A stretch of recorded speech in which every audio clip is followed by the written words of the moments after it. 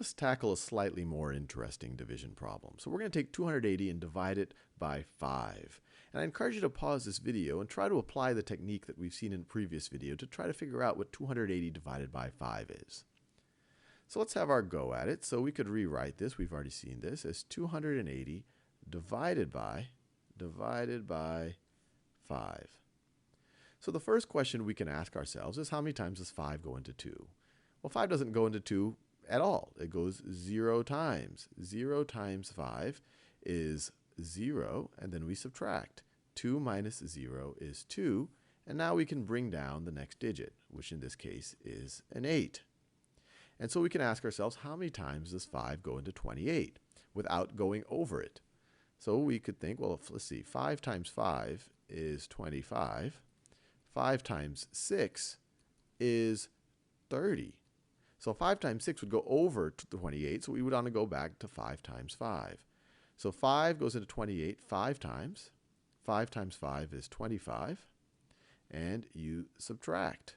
28 minus 25 is 3. And now let's bring down the next digit. In this case, the digit is a 0.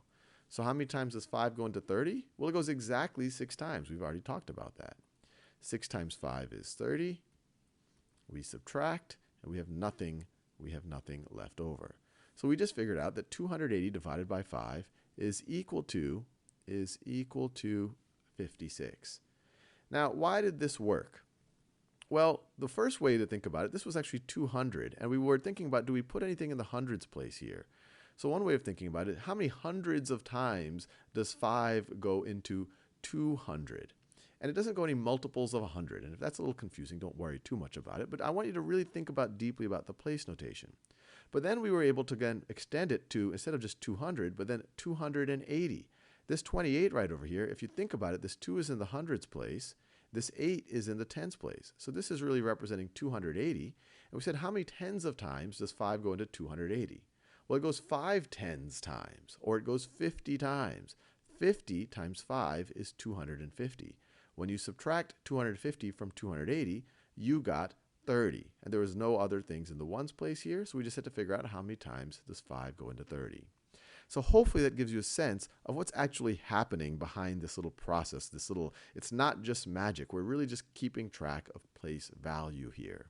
The other thing I want to show you is that we didn't necessarily have to write this 0 here. Another way of computing it, we could have said 280 divided by 5.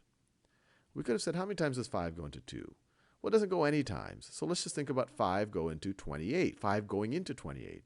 Well, 5 goes into 28 5 times. 5 times 5 is 25.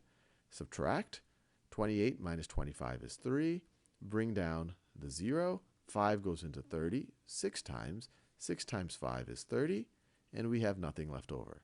And again, what we were really saying is that 5 doesn't go into 200 any hundreds of times. If this was a 500, you could say, hey, it's going to go in at 100 times.